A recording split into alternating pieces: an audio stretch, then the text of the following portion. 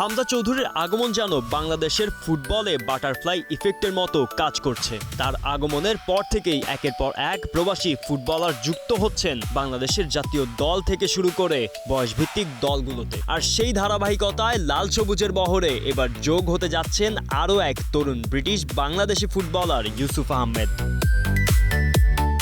বাংলাদেশের জার্সি গায়ে চড়ানোর স্বপ্নটা এখন আর শুধু স্বপ্ন নয়, ইতিমধ্যেই বার্মিংহামে বাংলাদেশ সহকারী হাইকমিশনে গিয়ে এই পাসপোর্টের প্রয়োজনীয় আনুষ্ঠানিকতা ও ফিঙ্গারপ্রিন্ট সম্পন্ন করেছেন ইউসুফ।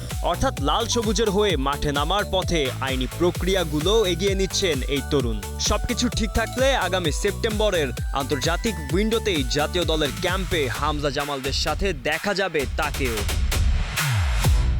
ইউসুফ মূলত একজন অ্যাটাকিং মিডফিল্ডার ও ফরওয়ার্ড। ডান পায়ের এই ফুটবলার বাম প্রান্ত থেকে ভেতরে ঢুকে আক্রমণ তৈরি করতে পারেন। বল নিয়ন্ত্রণ, ড্রিবলিং, টেকনিক্যাল দক্ষতা আর প্রতিযোগিতামূলক মানসিকতাই তার সবচেয়ে বড় অস্ত্র। ফলে লাল সবুজের আক্রমণ ভাগে নতুন মাত্রা যোগ করার সামর্থ্য রয়েছে এই তরুণের।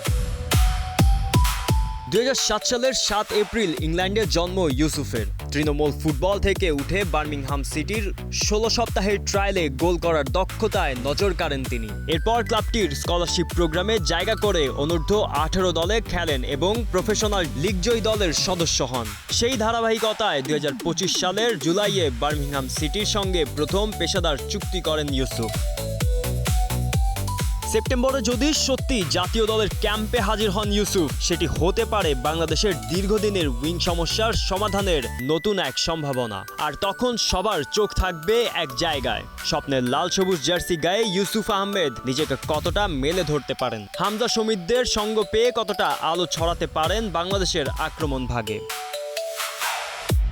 গোলাম মোর্শেদ, স্টার প্লে।